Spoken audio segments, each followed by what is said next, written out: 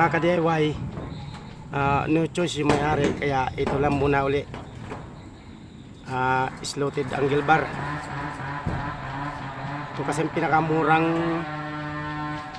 gawing railings at pinakamalapit dito sa aming hardware dito sa bundok, kaya alaga na lang ito sa pintura.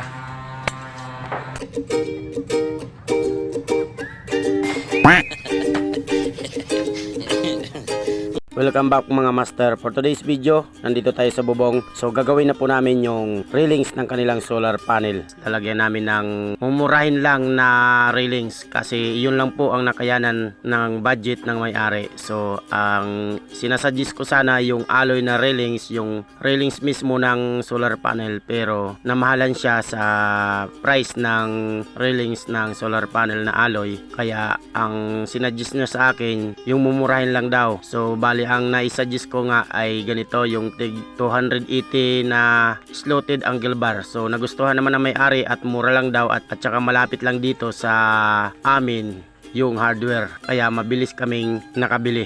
So bali nagpatulong na lang pala ako sa aking asawa mga ka-DIY dahil hindi ko kaya mag-isa at medyo naambon-ambon pa. Syempre at bagong galing lang tayo sa sakit na trangkaso, kaya need natin magpatulong. So ang gagawin ko po dito ay ititik screw ko po yung pinaka L-bar ng railings na slotted angle bar. So lalagyan na pa po natin yan ng pampatibay, at saka siyempre pagkabutas ng yero lalagyan din natin ng bulkasel para hindi po tumulo. So bali gagamit po tayo dyan ng drill pambutas para maganda ang pagka-tick screw ng L-bar mga ka-DIY para matibay siya. So gagamit tayo dyan, hihiram tayo ng drill. So bali yung tinatanggal ko po yung tick screw po, yung pinagtornilyuhan nung solar panel nila na inipit lang na niliko na bakal tapos binutasan nila. Yun po ang tinatanggal ko. So bali dyan po natin ititik screw yung pinaka L-put ng railings at magbubutas din tayo ng panibago para doble ang kanyang tick screw para hindi po matanggal, para matibay po mga ka-DIY. So bago ang lahat mga ka-DIY, shoutout muna kay Peter Nueva. Ayan, shoutout sa iyo master. And shoutout din kay Redin Mayor Mita Sardual. Shoutout sa iyo master. At syempre shoutout sa mga solid kong mga viewers dyan at saka mga followers. Sa mga gustong magpa-shoutout, i-comment lang po sa baba yung hashtag DIY at kung taga saan po kayo. So ganun pa ba mga ka-DIY? So wala pa rin tayo magagawa kung ano ang gusto ng may-ari, kung ano ang kaya ng budget nila, yun din po ang ating susundin. At matibay din po naman yung slotted angle bar na yan at makapal po siya. So basta alagaan nyo lang palagi sa pintura. So yun ang sabi ko po sa may-ari, na alagaan lang sa pintura para hindi po siya kalawangin. So wala po tayong magagawa kung ano ang kaya ng budget ng may-ari, kaya yun po ang masusunod. Pero para sa akin, mas maganda po talaga yung alloy na railings mismo ng solar panel. So bali 334 watts po yan yung kanilang solar panel. Ang bawat isa po ay 167 watts po yan. So hindi ko po alam kung saan nila na-order yan at kung sino nagkabit niyan. So bali mag-umpisa na tayo mga ka-DIY. Baka pagalitan tayo ng may-ari, wala tayong ginagawa. Yaw-yaw lang tayo ng yaw-yaw, salita lang tayo ng salita dito.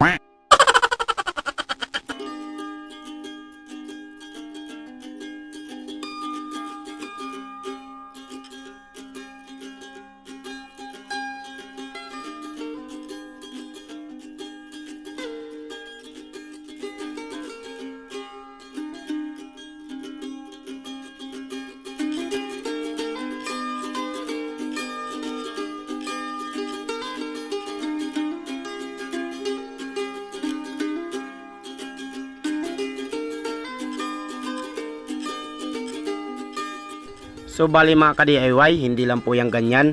Lalagyan pa po natin yung panibagong tick screw at bubutasan pa po natin yan para maglagay ng panibagong tornilyo.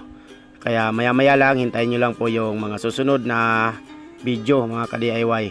So susukatin muna natin solar panel para butasan, para swak po doon sa butas mismo ng angle bar na yan, para tornilyo lang tayo ng tornilyo mga ka-DIY. So maya maya ay bubutasan pa po natin ng panibago yan. So bali nilalatag lang po natin muna yung mga L-put para ready na mamaya butasan para lagyan ng panibagong tornilyo or tick screw. So ayan po mga ka-DIY.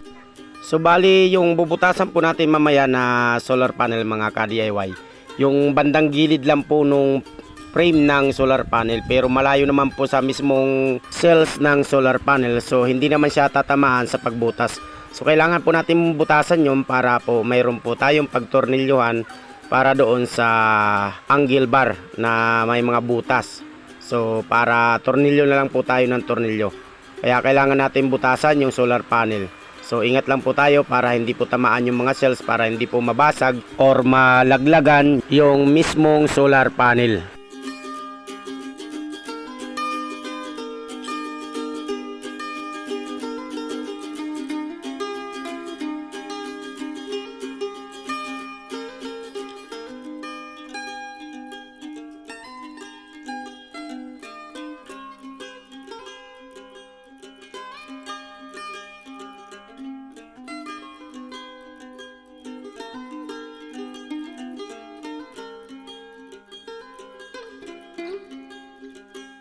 So yan mga ka-DIY, mayroon pa tayong assistant, tagapayong para hindi tayo maambunan. Sana all.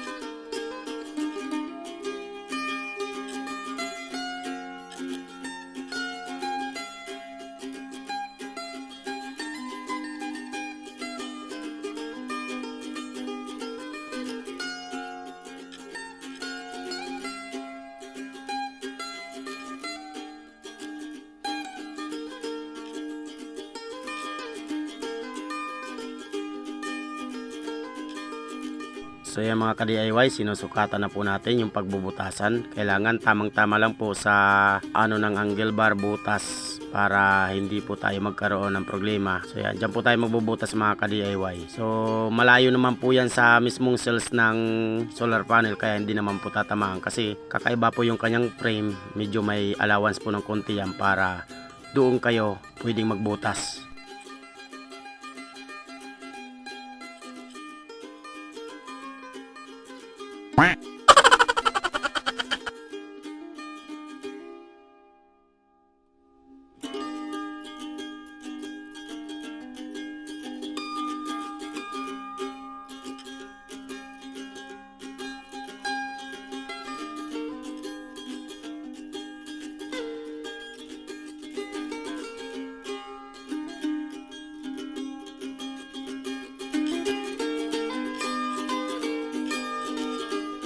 So mga ka-DIY, kung nagtataka kayo kung saan nanggagaling yung power ng drill na ating ginagamit, yung po ay nakasaksak sa solar setup din ng kanilang kapitbahay. So bali nakisaksak lang po muna sila doon sa tiyuhin nila. So kapitbahay po nila yon na mayroon hybrid inverter na solar setup. Kaya nakisaksak lang po muna para makabutas tayo kasi wala po tayong sariling drill na di-charge, yung rechargeable na drill.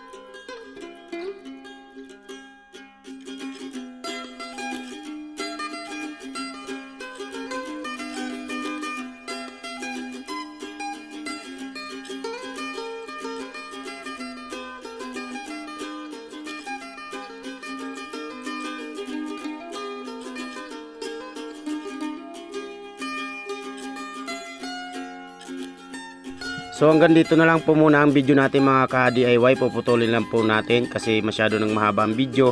Abangan po yung karugtong po nito mga ka-DIY. So maraming salamat po sa inyong panonood na solid dyan. Huwag kalimutan i-like at i-share ang video na to kung nagustuhan nyo man. So kung bago ka pa lang sa channel ko, huwag kalimutan mag-follow para updated kayo sa susunod kong upload na mga video. Hanggang sa muli mga ka-DIY.